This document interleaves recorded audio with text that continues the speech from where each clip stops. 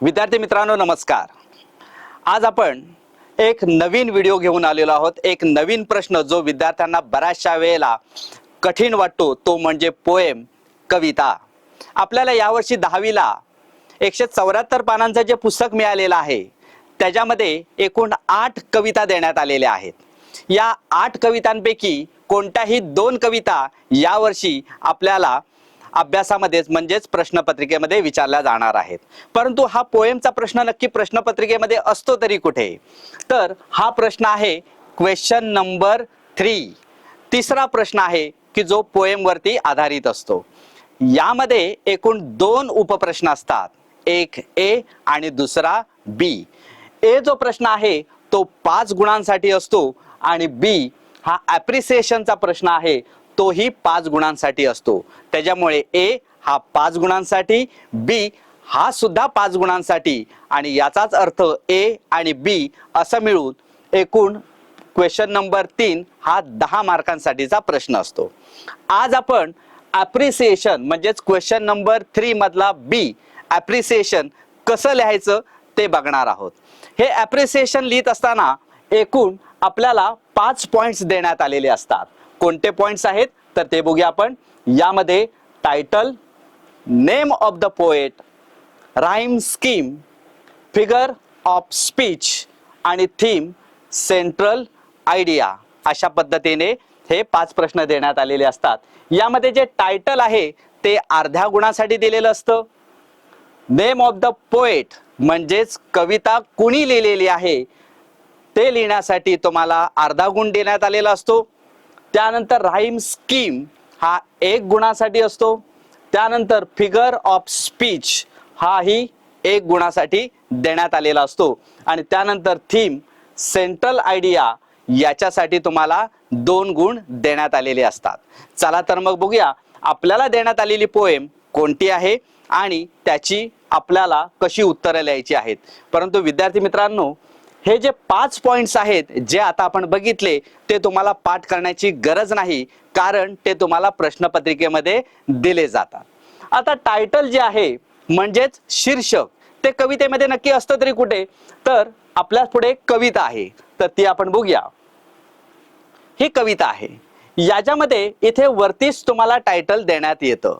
विद्यार्थी मित्रांनो, जसं मी मगाशी तुम्हाला म्हणालो की ज्या 2 कविता देण्यात आलेल्या असतात ते पहिली आणि दुसरी कविता या दोन्ही कवितांमध्ये फरक काय आहे तर ए मध्ये देण्यात आलेल्या कवितेला टायटल आणि इथे ती कविता कुणी लिहिले ते देण्यात येत नाही। आता आपण बी ॲप्रिसिएशन बघतोय, यामध्ये इथे वरतीच टायटल शीर्षक दिलेलं आहे। नेहमी शीर्षक हे ती कविता किंवा धडा त्याच्या टॉपला वरतीच असतं आणि त्याच्यामुळे आपल्याला हे जे शीर्षक देण्यात आलेलं आहे stopping by woods on a snowy evening हे आपल्याला उत्तर लिहायचं आहे। चला तर मग आपण लिहूया।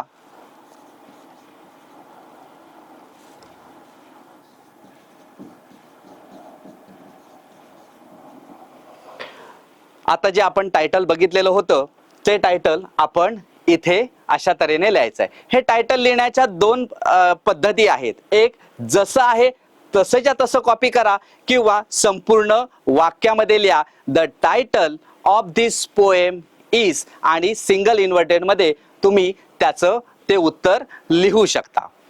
त्यानंतर नेम ऑफ द पोएट म्हणजे ही कविता नक्की लिहिलंय कुणी तर त्याचंही उत्तर आपण बघूया। इथे कवितेच्या शेवटी तुम्हाला दिलेलं असणार आहे। आता इथे दिले रॉबर्ट फ्रॉस्ट। आपण इथे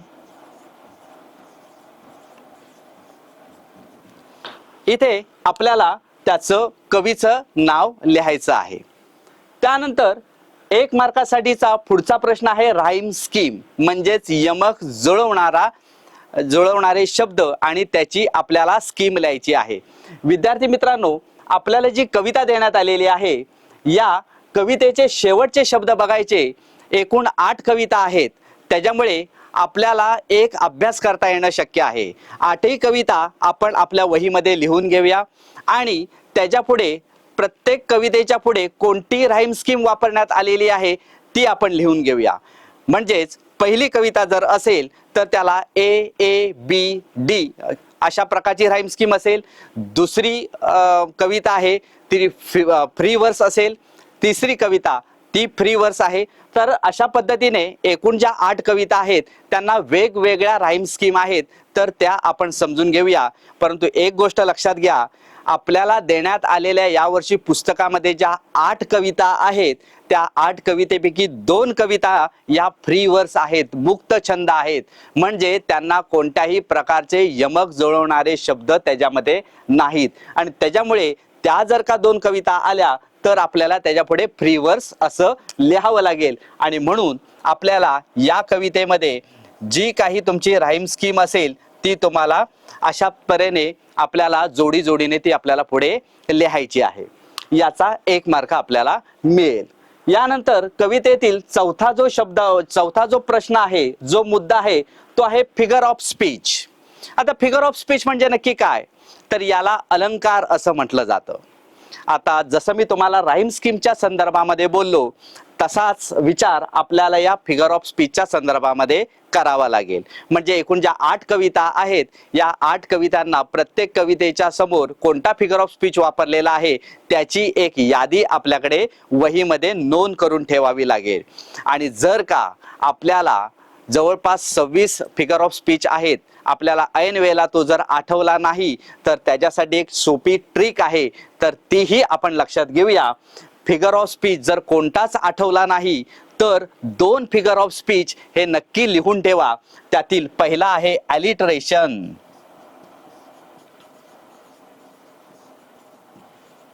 ॲलिटरेशन हा बऱ्याच वेळेला कवितेमध्ये विचारला जातो.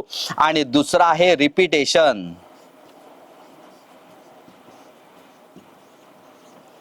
ॲलिटरेशन आणि रिपिटेशन अशा तऱ्हेने तुम्हाला इथे फिगर ऑफ स्पीच जर का नाहीच आठवला तर हे तुम्ही लिहून ठेवा. आता कवितेतील म्हणजेच ॲप्रिसिएशनचा 5वा आणि शेवटचा जो मुद्दा आहे तो आहे सेंट्रल आयडिया किंवा थीम.